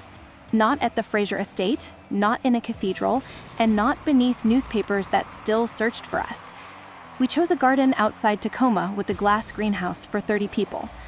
Nora created a folder labeled Wedding Business and filled it with cake drawings and rules in purple marker. Rule 1, nobody could wear an itchy dress. Rule 2, the cake needed strawberries. Rule 3, Mom and Dad were not allowed to change their minds after everyone arrived. Mason volunteered to walk me down the aisle, then worried that the tradition suggested I belonged to someone who could give me away, so we changed it. He would walk beside me until the path divided. Nora would wait at the other side and walk the final steps with me.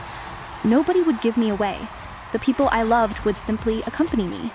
When we sent invitations, I kept one blank card on the kitchen table for 3 days. It was meant for my father. He had continued therapy for nearly 2 years.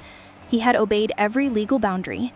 Elaine's report said he no longer asked for access or updates about Nora. Lena asked a different question. Would his presence make the day more peaceful? The answer came quickly. Nope. I placed the blank invitation in the recycling bin. Choosing not to invite him was not punishment. It was refusing to turn my wedding into a test of his progress. The morning of the ceremony, rain struck the greenhouse roof in soft waves. I dressed in a small room with Fiona, Mason, and Nora moving around me. Nora wore green shoes beneath her white dress because she said formal clothing should still have personality. Before we walked outside, Mason handed me my mother's blue scarf. One corner had been sewn inside my dress. "She gets to come with us," he said. I pressed the fabric against my palm. At the divided path, Mason kissed my forehead and stepped away. Nora took my hand. Callum waited beneath an arch covered in white flowers and wet leaves. There were no reporters, no family speeches about legacy or reputation. Our vows were short. Callum promised never to make decisions about my life and call them protection. I promised to speak when I was afraid instead of disappearing behind walls. Together, we promised Nora that marriage would not change the fact that her voice mattered inside our family. When the officiant pronounced us married, Nora shouted, "Now the cake!" Everyone laughed. Later, beneath strings of lights, Mason danced badly with Fiona, Nora ate strawberries from the cake, and Callum held my hand without gripping it. For years, I believed a wedding was the respectable ending my father had wanted to force upon my life. Standing there, I understood the difference. Respectability is how a family looks from the outside. Safety is how it feels to the people inside it. I had not married Callum to repair a scandal. I married him because love had finally become a place where I could remain myself. Marriage changed less than I expected. Callum still left coffee grounds on the counter. I still checked the front door twice some nights. Nora moved between our houses with her whale, although the two houses felt less like separate worlds and more like connected rooms. We did not combine everything immediately. My accounts remained mine, Callum's remained his. Nora's trust stayed untouched. Elaine reviewed the agreement and made sure the house, my retirement, and Nora's future were protected. Relatives called that unromantic. I called it honest. Love did not become weaker because the paperwork was clear. It became safer because neither of us had to pretend fear did not exist. I received another update about my father. He had moved into a small apartment near the food pantry where he volunteered. He had continued therapy and completed a program for estranged parents. His counselor said he wanted permission to send 1 letter each year, addressed only to me. No messages for Nora, no requests for photographs, no attempt to reopen contact. Elaine asked what I wanted. I thought about the apology in the evidence box and how much of my life had been spent anticipating his next move. 1 letter, I said, through your office. If it contains a demand, the arrangement ends. The first arrived in December. It was 2 pages. He wrote about the pantry, the apartment, and learning to cook for one person. Therapy had taught him that loneliness was not punishment. Sometimes it was the result of how he had treated people. He did not mention Nora. He did not ask me to reply. At the end, he wrote, "I hope your life is peaceful. I understand now that I am not entitled to know whether it is." I read the sentence 3 times. I placed the letter in the box.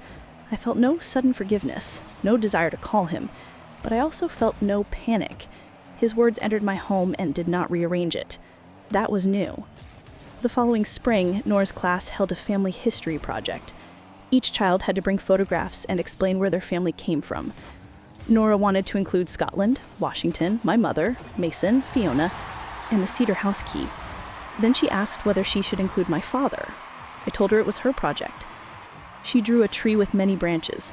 Some were thick and green, some were thin. One branch ended before reaching her. She labeled it, "Grandpa, I don't know yet." When she presented the project, she explained that families could have people who were close, people who lived far away, and people who were not safe enough to know. Her teacher told me Nora had said it without embarrassment, like a fact. That evening, I asked how she felt about the unfinished branch. She shrugged.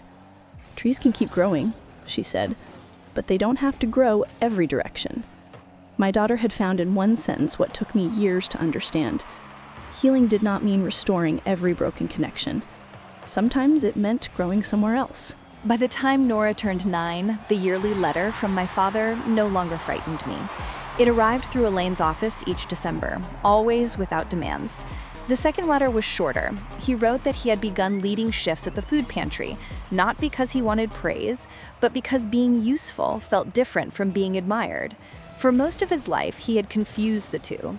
He also wrote that he had visited my mother's grave and apologized for using her memory as a weapon against me.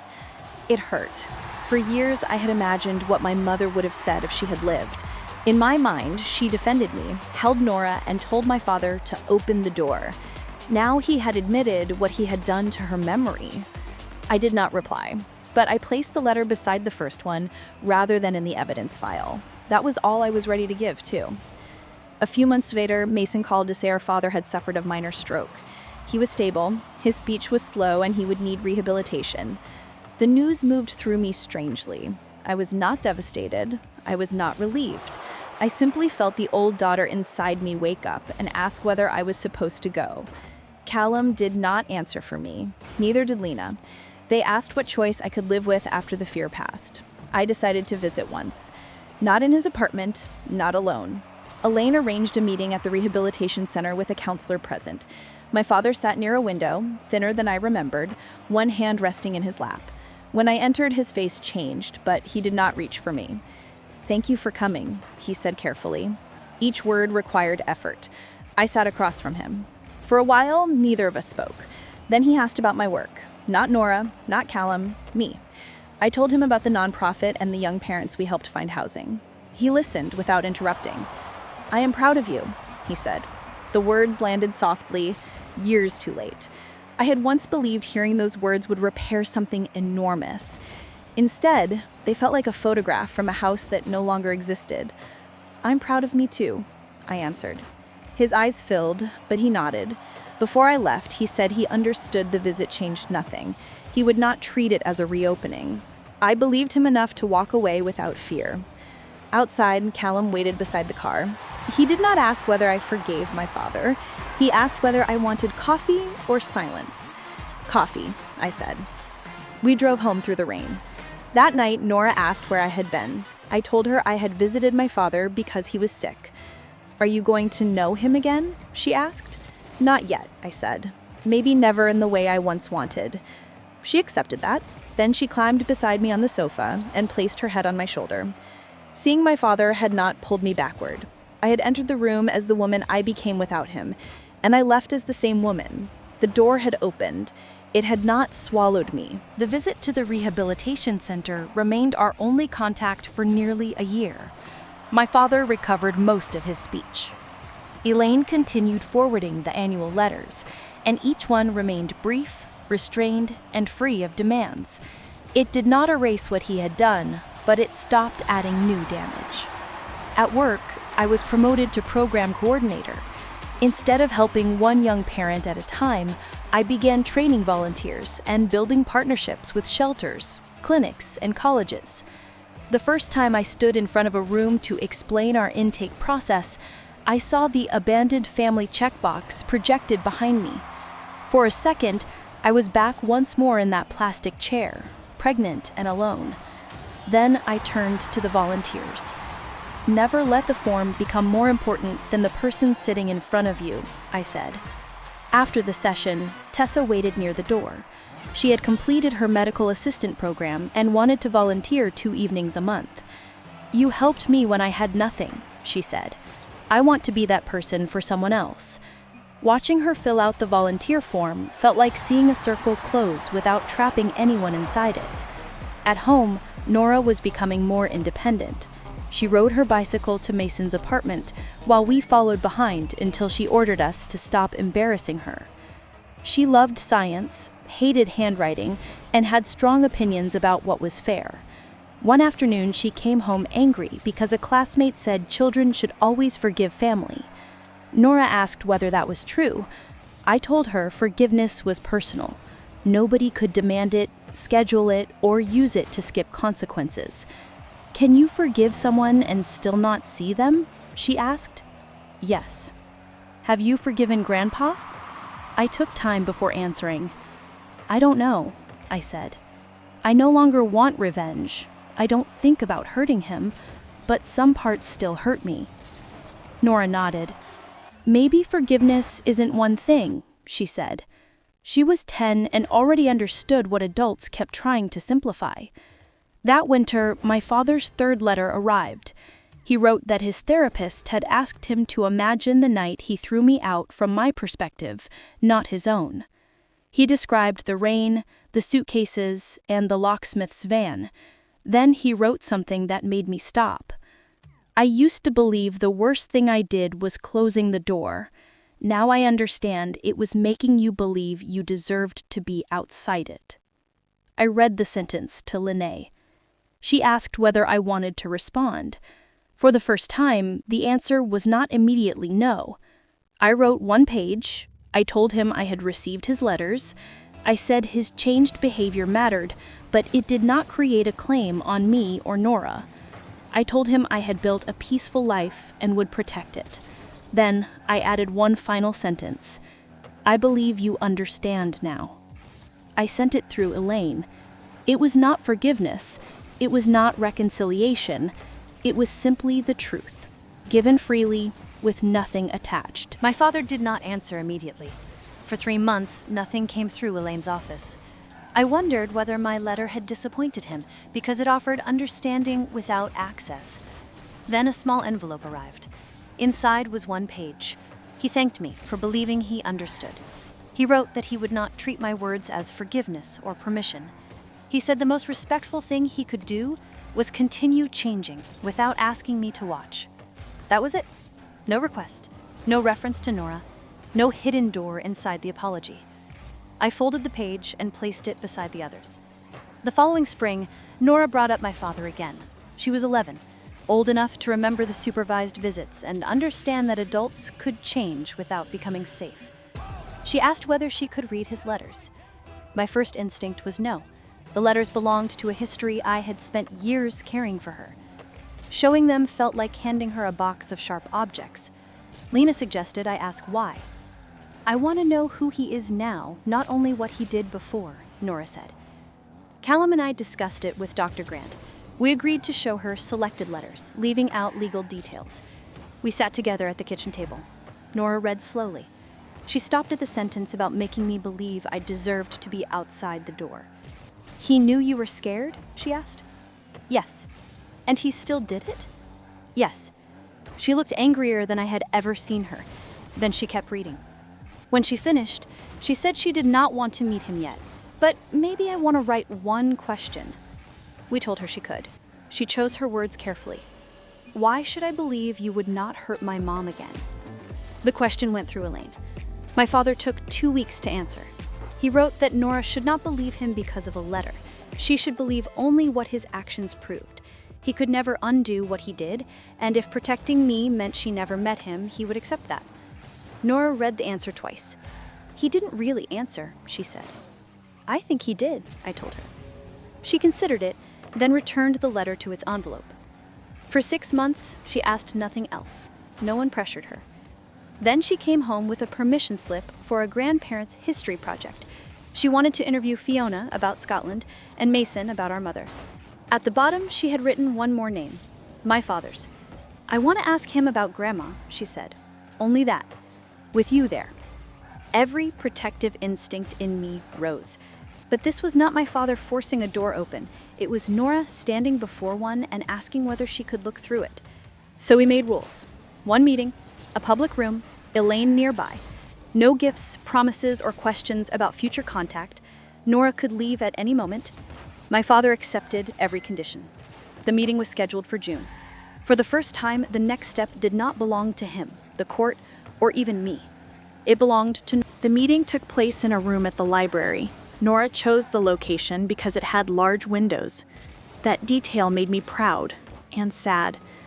My father arrived early. He wore a blue shirt and carried nothing. Elaine waited in the hallway.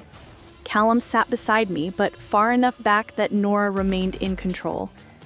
When my father entered, he stopped near the door. "Hello, Nora," he said. She nodded, but did not smile. Then Nora opened her notebook. "I have questions about Grandma," she said. "Only Grandma," my father agreed. She asked what my mother had been like before she became sick. He told her how she sang while cooking and always forgot the second verse. He described how she collected sea glass, loved mystery novels, and refused to let anyone kill spiders. Some stories I remembered. Others were new. Nora wrote everything down. When my father became emotional, she waited, but she did not comfort him. She did not take responsibility for his feelings. Then she asked the question I had been dreading. What would Grandma have done when Mom said she was pregnant? My father looked at me. I did not help him. "She would have been frightened," he said. "But she would have kept your mother inside the house. She would have protected both of you from me." The room went silent. Nora's pencil stopped. "Then why did you tell Mom that Grandma would be ashamed?"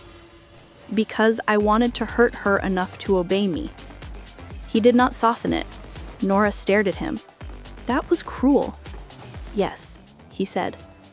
She asked whether he still wanted to be her grandfather. "I want that, but wanting it does not mean I deserve it." Nora closed her notebook. She said she did not know whether she wanted another meeting. My father told her she did not owe him one. The meeting lasted 28 minutes. At the door, he thanked her for listening and left, without asking to hug her. Nora watched him cross the hallway. Then she turned to me. "I believe he is sorry," she said. "But I still don't trust him." I knelt beside her. Both things can be true. On the drive home, she held the notebook against her chest. She had learned more about my mother than I had been able to tell her in years. That evening, she added 3 pages to her school project. She wrote about a grandmother who sang the wrong words, collected green glass, and would have opened the door. At the bottom, she added 1 sentence about my father. "Some people become honest only after honesty can no longer save them." Her teacher asked whether an adult had helped her write it. Nora said no. The sentence was hers. We did not schedule another meeting. My father did not ask. For the next year, the only contact remained the annual letter. Nora read it if she wanted, and ignored it if she did not. The door stayed where she had placed it, unlocked, but closed. That distinction mattered. An unlocked door meant fear was no longer holding it shut. A closed door meant nobody entered without permission. 2 years passed before Nora asked to see him again. By then, she was 13 and taller than my shoulder. She had opinions about everything, including school uniforms and science fiction films. My father's letters remained careful. He wrote about therapy, volunteering, and the facts of his life. He never asked whether Nora had read them. Then, one December, he included a photograph. It showed him beside a newly painted room at the food pantry. On the wall was a plaque, the Elaine Parker Family Room, my mother's name. He had donated money from the Cedar House sale to create a private room where parents could meet social workers, feed infants, and make calls without being overheard. The letter said he had spent years protecting the appearance of our family while abandoning the people inside it.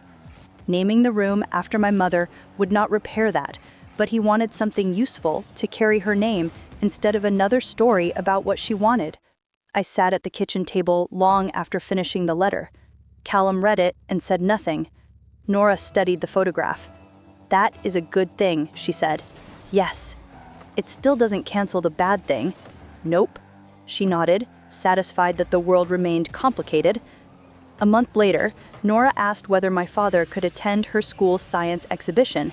She had built a model that filtered dirty water through sand, charcoal, and gravel. Families were invited, and she wanted everyone connected to her project there. I reminded her that seeing him in a crowded room might feel different from meeting him at the library. "I know," she said. "I want to see whether he can be normal when nobody controls the conversation." We made rules again. He could attend for 1 hour. He would not approach Nora until she approached him. He would take no photographs and leave if she asked. My father agreed. At that exhibition, he stood near the back beside Mason. They had not spoken privately since court, but Mason did not move away. Nora explained her filter to parents. When the muddy water emerged almost clear, everyone applauded. My father clapped too. He did not cry, interrupt, or make the moment about himself. Afterward, Nora walked over. "What did you think?" she asked. "You explained it better than the display board," he said. She smiled despite herself. They spoke for 5 minutes about charcoal and river pollution. Then Nora said she needed to help clean up. My father thanked her for inviting him and left. That night she told me she might want to see him twice a year. Not holidays, she said, just regular days. I asked why. People behave differently when they think a day is special. She wanted evidence from ordinary time.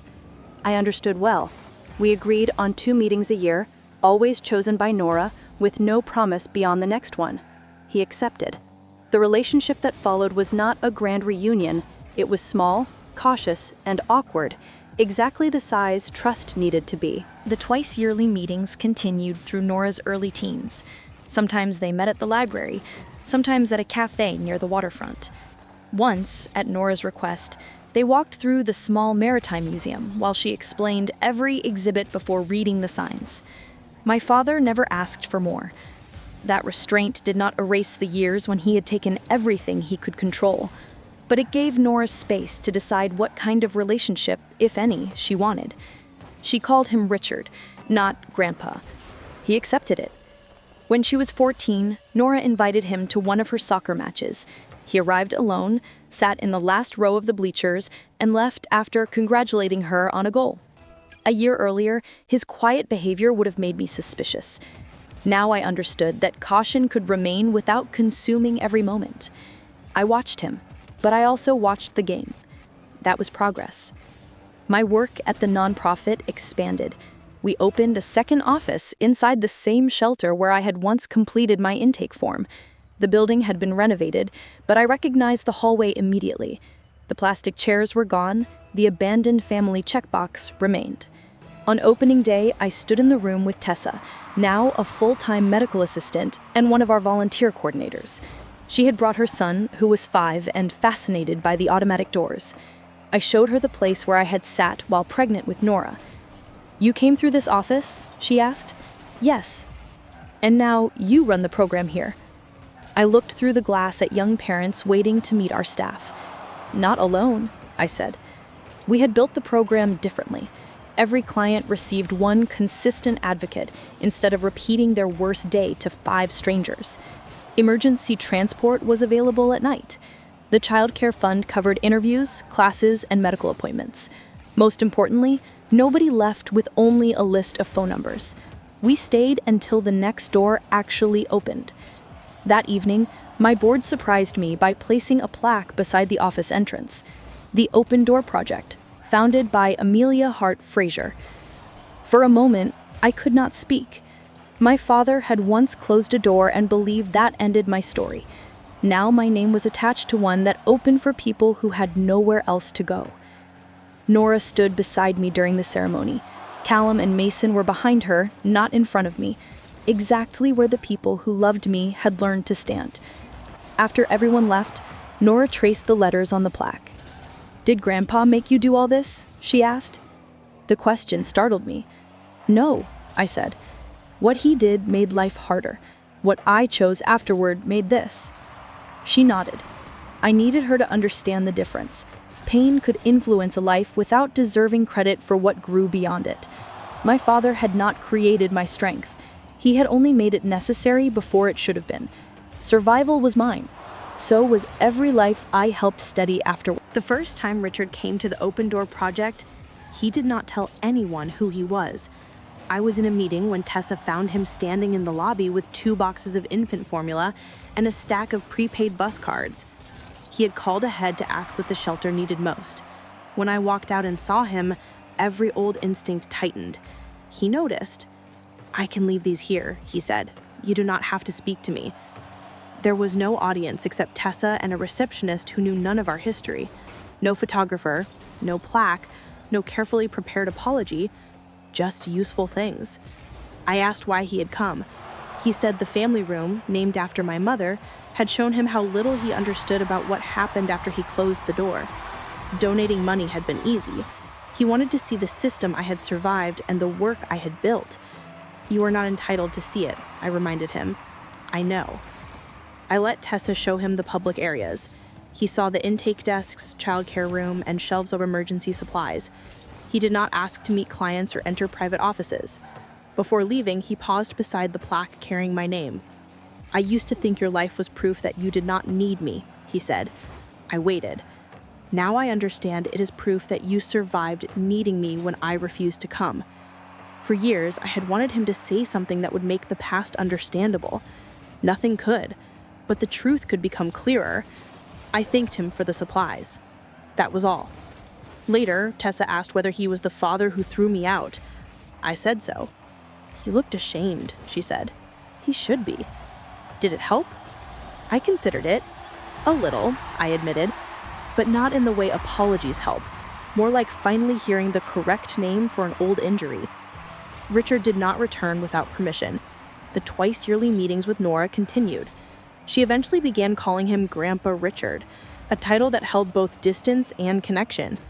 At 16, she invited him to a school debate where she argued that family courts should prioritize a child's safety over an adult's biological claim. Richard sat in the audience and listened while his granddaughter described, without naming him, how adults could use legal systems to manufacture access they had not earned. She won the debate. Afterward, he approached only when she waved him over.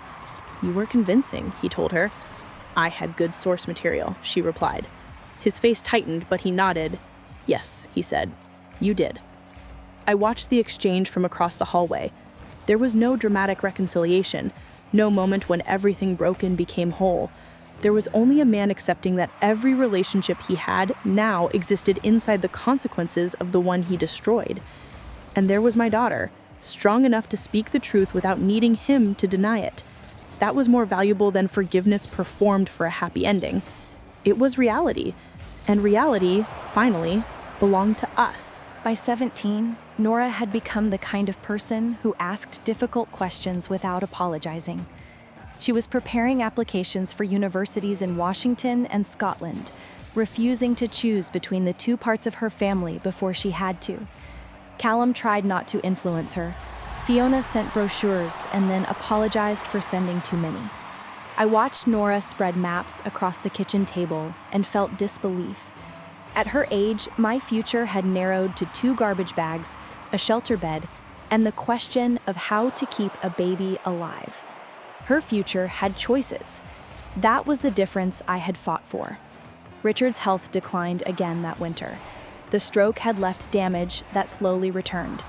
Mason visited him once a month, not as the frightened son who once needed tuition, but as an adult who could leave whenever a conversation became cruel.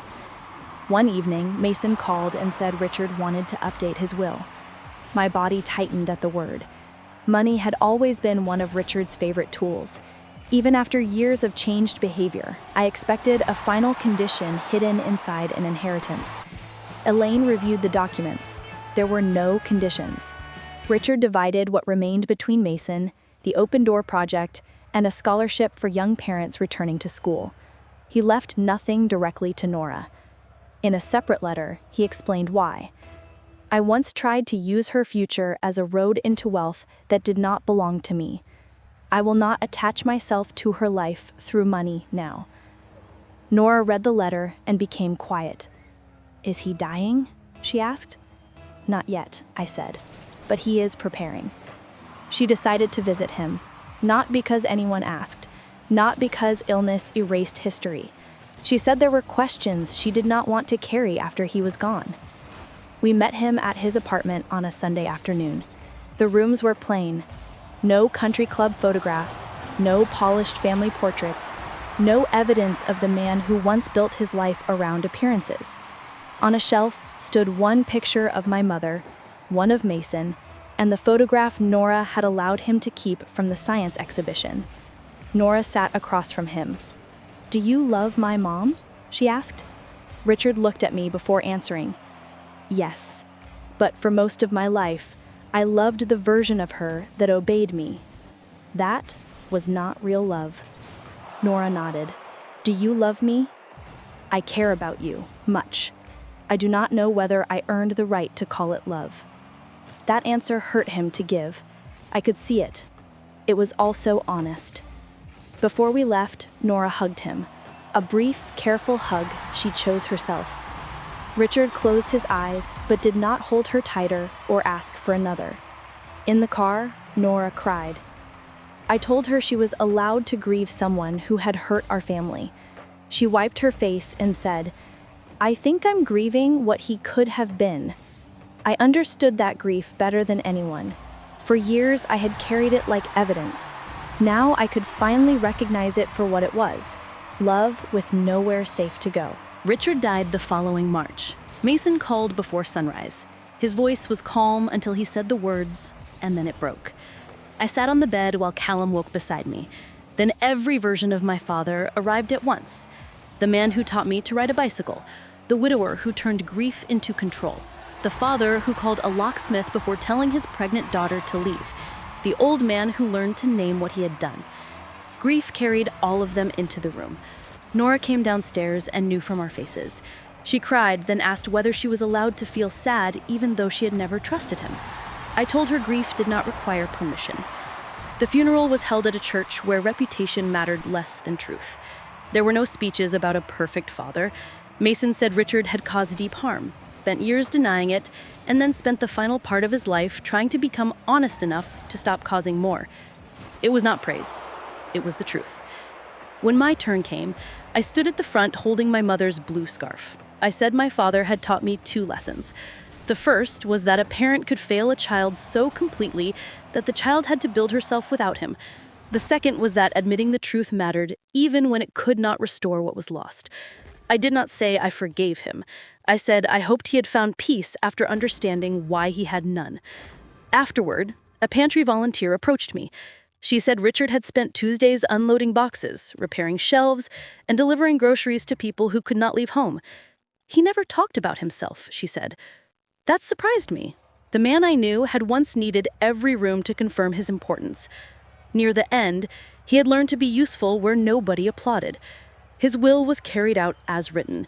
Mason paid off his loans and donated part of his share to the shelter. I sent my portion to the Open Door Project. The only personal thing Richard left me was the cracked photograph of my mother he had taken from my suitcase the night he threw me out. On the back, he had written one sentence: "I should have opened the door." I placed the photograph beside my mother's blue mug, not in the evidence box. It belonged to memory rather than a case. Weeks later, Nora and I visited the Cedar House, now owned by a young family. We stayed across the street beneath spring rain. Nora asked whether I wished Richard had changed sooner. Every day, I said. Would everything be different? Yes. She slipped her hand into mine. But then you might not have built the Open Door Project. I looked at her. What he did not build it, she added. You did. I smiled because she remembered. Pain was not the architect of my life. I was. We walked back to the car without looking at the porch again. The house remained behind us, full of somebody else's future. This time, leaving did not feel like being abandoned. It felt like going home. A year after Richard's funeral, Nora received 2 university offers. One came from Edinburgh, another came from Seattle. She placed both letters on the kitchen table and stared at them for 3 days, as though one might disappear and decide for her. Choice can feel dangerous when adults turn wishes into obligations. So I told her what I wish someone had told me at 18. You are allowed to choose the life that belongs to you, even if the people who love you hoped for something else. She chose Edinburgh. Not because of Callum's family or the Fraser name. She chose a marine science program near the coast and a laboratory studying polluted water. On the morning of her flight, the house filled with suitcases, chargers, and arguments over whether she needed 4 pairs of boots. Mason arrived with coffee. Fiona called from Scotland to confirm the room was ready. Callum checked Nora's passport so many times she threatened to hide it. At the airport, she hugged everyone before turning to me. For 1 second, I saw every version of her at once. The newborn beneath hospital lights, the toddler sleeping beside my mattress, the little girl counting gold stars until her father returned, the teenager who faced Richard with a notebook and questions. Now she stood before me with a boarding pass and a future she had chosen. "I'm scared," she whispered. "So was I when you were born. What did you do?" I kept going. She smiled through tears.